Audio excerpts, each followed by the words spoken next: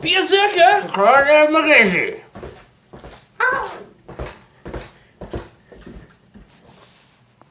The Lone Bison Beer Review. Let me tell you a story about Brian Kemp.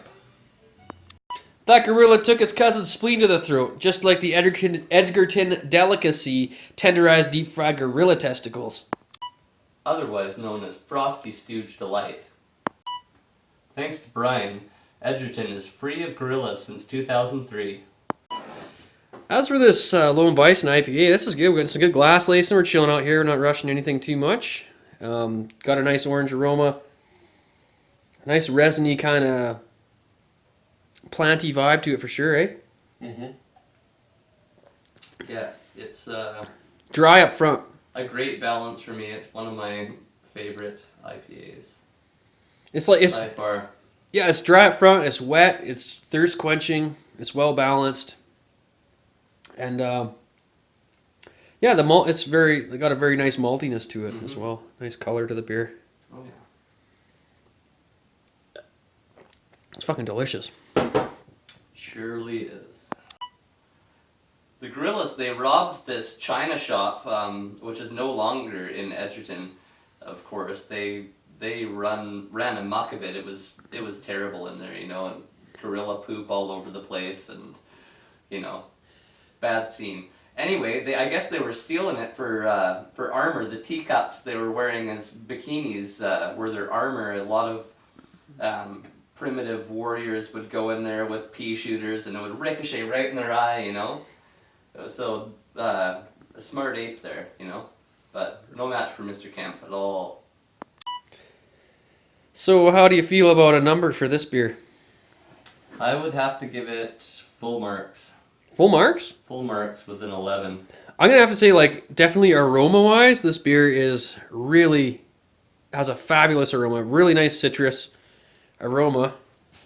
You can see how Crawdad enjoys citrus, but very much, yeah, orange peel in this for sure.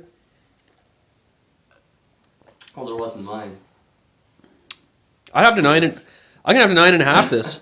I have 9.5 in it out of 11, man. That's good. That's great. And Yeah. the aroma and the mouthfeel, and it's just so wet. It's almost like a little bit of light orange juice flavors in the finish. Awesome session beer. Bready, the yeast in it.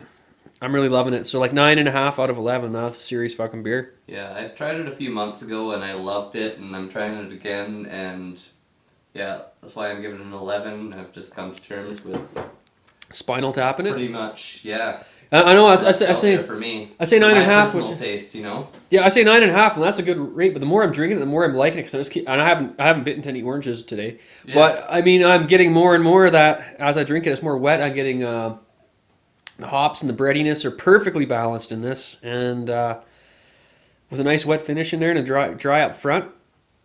It's an awesome fucking IPA. Hands down, fucking Ribstone Creek. Lone Bison, if you're in the area, Alberta, whatever, you should be able to find this anywhere up in Calgary, Edmonton, Lethbridge. Beerzerker and Crawdad McGinty saying cheers to the Ribstone Creek, and wow. So Brian Kemp on one of his outings came across the Lone Bison near Edgerton, and of course he was riding his moose as usual. And so the moose and Brian confronted the Lone Bison and tamed the beast with one of his brews. And so, anyway, the moose ended up riding the bison around as Brian rode the moose. So it was like a big stack of bison, moose, Brian, and this is, until this day, known as the Edgerton effect. Ribstone Creek is the shiznit.